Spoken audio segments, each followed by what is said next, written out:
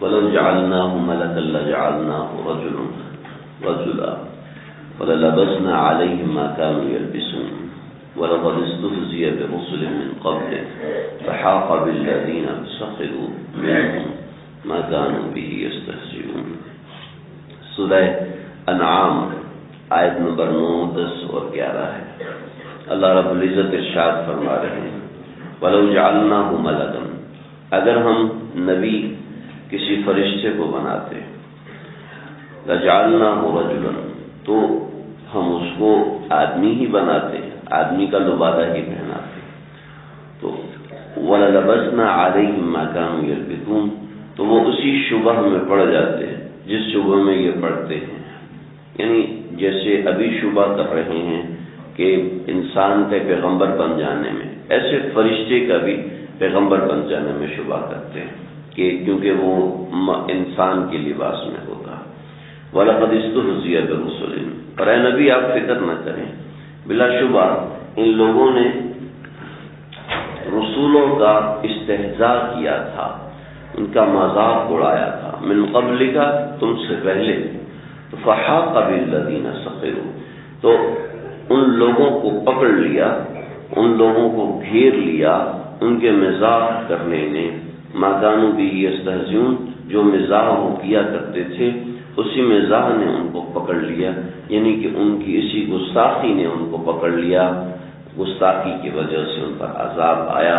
قل سیروا، آپ کہو کہ گھومو زمین میں، ثم انظروا، اور پھر دیکھو، کیف کان عاقبۃ المکذبین، کیف کان عاقبۃ المکذبین، کہ کیسا انجام ہوا انکار کرنے والوں کا، تو ویسا ہی انجام تمہارا بھی ہو سکتا ہے کہ جیسے وہ انکار کرتے تھے ایسے تم بھی انکار کرتے ہو۔ یہاں پر آیت نمبر 9، 10 اور 11 کا خلاصہ ہوا ہے۔ یہاں پر مسئلہ جو تھا وہ یہ تھا کہ 3 آدمی آئے، عبداللہ بن ابی امیہ، کل جو میں نام لے رہا تھا عبداللہ بن ابی سفیان تو وہ غلط ہے، عبداللہ بن ابی امیہ یہ نام تھا۔ تو یہ 3 لوگ آئے، پہلے تو جو کل کا واقعہ ہے وہ عبداللہ بن ابی امیہ کا ہے، آج جو واقعہ ہے یہ 3 لوگوں کا ہے۔ عبداللہ بن ابی امیہ، نضر بن حارث اور نوفل بن خالد، یہ 3 لوگ تھے، عبداللہ بن ابی امیہ، نوفل بن خالد اور نضر بن حارث، یہ 3 لوگ آپ صلی اللہ علیہ وسلم کے پاس آئے، کہنے لگے کہ ہم آپ کو اللہ کا رسول ماننے کو تیار ہیں، لیکن ہماری ایک شرط ہے، وہ شرط یہ ہے کہ قرآن ایسے نازل نہ ہو، بلکہ قرآن کے ساتھ 4 فرشتے آسمان سے نازل ہوں اور وہ کاغذ پر لکھا ہو، اور 4 فرشتے گواہی دیں کہ یہ قرآن اللہ کی کتاب ہے اور یہ محمد صلی اللہ علیہ وسلم یہ اللہ کے رسول ہیں، تو تب ہم آپ کے اوپر ایمان لے کر آئیں گے، اور اس کے ساتھ فرشتے آنے ضروری ہیں، اگر فرشتے نہ آئے تو ہم ایمان نہیں لائیں گے۔ تو اس کا جواب ایک تو کل جوابات دیے تھے اور ایک یہ وَلَوْ جَعَلْنَاهُ مَلَكًا، دیکھو یہ تو انسان ہے، تم فرشتوں کی گواہی مانگ رہے ہو، اگر ہم نبی کو ہی فرشتہ بناتے تھے تو 2 صورتیں تھیں، ایک یہ کہ فرشتہ اپنی اصلی شکل میں آئے، تو انسان فرشتے کی اصلی صورت کا تحمل نہیں کر سکتا الا معجزتاً، سوائے کہ معجزہ ہو کہ انسان فرشتے کو دیکھ سکے، ورنہ فرشتے کو حقیقی شکل میں انسان نہیں دیکھ سکتا، یہ انسان میں طاقت نہیں ہے۔ آپ صلی اللہ علیہ وسلم نے 2 مرتبہ حضرت جبریل کو اپنی اصل شکل میں دیکھا، ایک سدرۃ المنتہا پر اور ایک ابتدائی وحی میں، کہ وہاں پر کچھ خاص مقصد تھا، تو معجزے کے طور پہ آپ صلی اللہ علیہ وسلم نے دیکھا، ورنہ انسان میں تحمل نہیں ہے کہ وہ فرشتے کو اصلی شکل میں دیکھ سکے۔ اور دوسری بات یہ ہے کہ فرشتہ قد کاٹ اور جسامت کے اعتبار سے ضروری نہیں کہ وہ انسانوں کی طرح ہو، بلکہ اس کے پر بھی ہوں گے، اور ہو سکتا ہے اس کی ٹانگیں کسی اور طرح کی ہوں، بازو ہاتھ پاؤں کسی اور طرح کا ہو، تو وہ انسان کی حیت اور شکل کا نہیں ہے، تو انسانوں کے لیے اجنبی ہے، ایک بات۔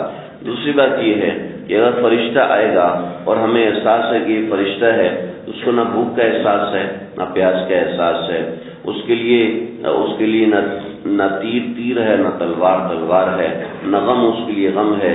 انسانوں کی رہنمائی کے لیے تو ایسا ہونا چاہیے جو ان جیسا ہو۔ اگر کہیں کہ نہیں جی فرشتہ ہونا چاہیے، تو فرشتے کو تو بھوک نہیں لگتی، تو اس کے لیے روزہ کس چیز کا؟ فرشتے کے لیے تو سفر کوئی مسئلہ نہیں ہے، تو اس کے لیے تبوک کا سفر کیا مشکل تھا؟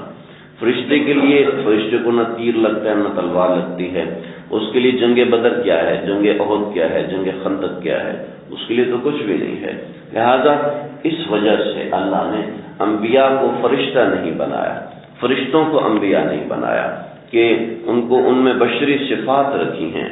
دیکھیں یہ ہمارا عقیدہ ہے کہ نبی کریم صلی اللہ علیہ وسلم انسان تھے، آپ صلی اللہ علیہ وسلم انسان تھے، اور اس عقیدے کی وجہ سے بہت سے لوگ یہ کہتے ہیں تو گستاخی ہے۔ دیکھیں بات سمجھ لیں، ایک گلاس ہے پلاسٹک کا، اس کی قیمت ہے 5 روپیہ، اور ایک گلاس ہے سونے کا جس پر سارے کے سارے ہیرے جواہرات جڑے ہوئے ہیں۔ میں نے اپنے شیخ سے سنا یہ مثال، حضرت والا رحمۃ اللہ علیہ نے بھی یہ مثال کو بیان فرمایا تھا کہ ایک گلاس ہے وہ سونے کا ہے اور اس کے اوپر ہیرے اور جواہرات جڑے ہوئے ہیں، تو کہنے کو تو یہ بھی گلاس ہے اور کہنے کو یہ پلاسٹک کا بھی گلاس ہے، لیکن دونوں کی قیمت میں زمین آسمان کا فرق ہے۔ ان کی قیمت میں جو زمین آسمان کا فرق ہے، اس فرق کو خرب سے ضرب دے دیں، لیکن ایک عام انسان اور ایک نبی میں ہم اشارہ نہیں کر سکتے، ایک عام انسان اور ایک نبی میں وہ نسبت بھی نہیں ہو سکتی، لیکن نوعیت کے اعتبار سے اللہ نے 3 قسم کی مخلوقات بنائی ہیں، ایک نوری، ایک ناری اور ایک خاکی۔ ایک نوری، ایک ناری اور ایک خاکی۔ عام مومنین اگر تقوی سے رہیں، گناہ سے بچیں، تو حدیث میں آتا ہے کہ وہ فرشتوں سے افضل ہیں۔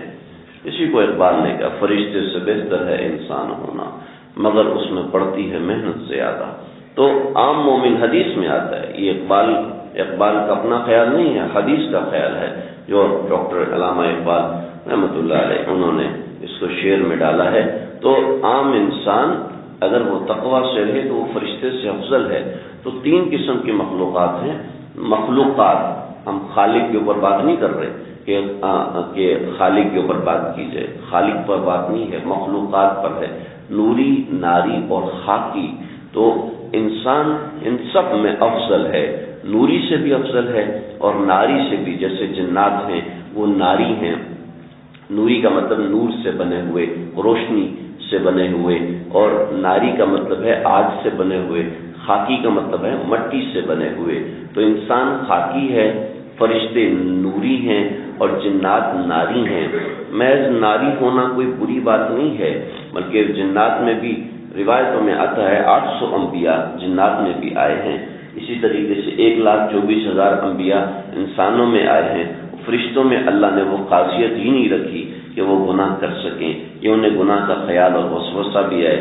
جیسے کوئی کہ کھانا یہ جو ہے ماربل یہ کھانا کھا گئی سارا کا سارا، یہ ہم سوچ بھی نہیں سکتے کہ ماربل کھانا کھائے، ایسے فرشتوں کے بارے میں سوچ بھی نہیں سکتے کہ وہ گناہ کریں، کہ وہ ایک معصوم مخلوق ہے۔ تو اللہ نے تینوں مخلوقات میں سے حضرت نبی کریم صلی اللہ علیہ وسلم سے لے کے حضرت آدم علیہ السلام تک انبیاء کو ان تینوں مخلوقات میں سے بنایا ہے۔ چنانچہ یہ سمجھنا کہ نبی کریم صلی اللہ علیہ وسلم نوری ہیں تو یہ مخلوقات سے ہٹ کر ہے۔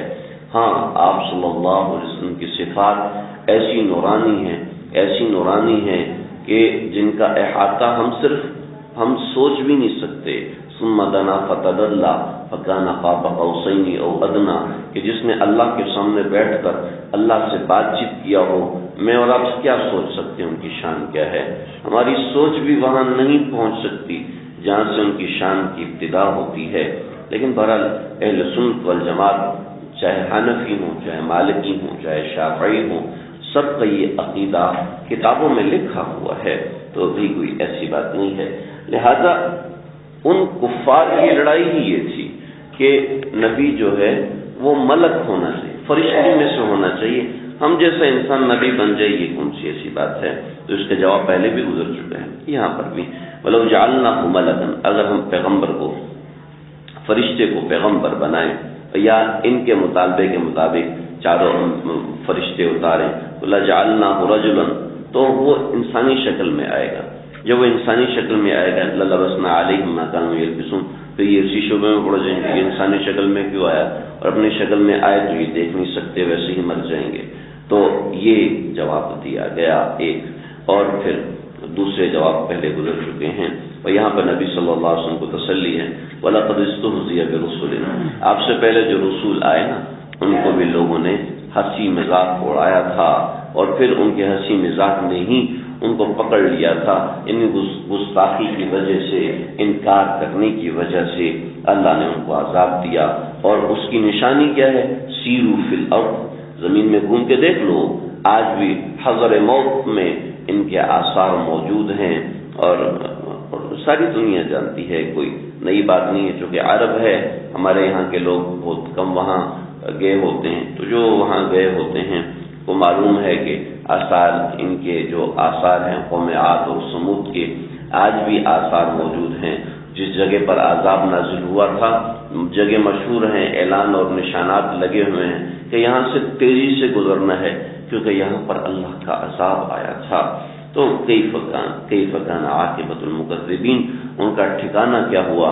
ڈیڈ سی آج بھی ایک قوم کی نشانی ہے. اس جگہ پر وہ قوم تھی جن پر اللہ تعالیٰ نے عذاب مسلط کیا تھا. ساری دنیا اس تاریخ کو جانتی ہے، مانتی ہے. ہاں کچھ لوگ انکار کرے تو ہم کچھ کہہ نہیں سکتے، لیکن جیسے ان کا انجام ہوا، ان کا انجام کی بنیادی وجہ، اور تو بہت سی چیزیں تھی، کوئی بے ایمان تھے، کوئی نافرمان تھے، کوئی مشرک تھے، کوئی اللہ پر ایمان نہیں لاتے تھے، کوئی بددیانتی کرتے تھے، لیکن اصل جو بنیاد تھی وہ یہ تھی کہ جھٹلانا دو طرح کا ہوتا ہے، ایک زبان سے جھٹلانا، ایک عمل سے جھٹلانا. تو یہاں پر زبان سے جھٹلانا مراد ہے کہ کیسے جھٹلانے والوں کا اللہ تعالیٰ نے انجام کیا. اللہ تعالیٰ ہم سب کو ایسے عذابوں سے، اس کے آثار سے محفوظ رکھے.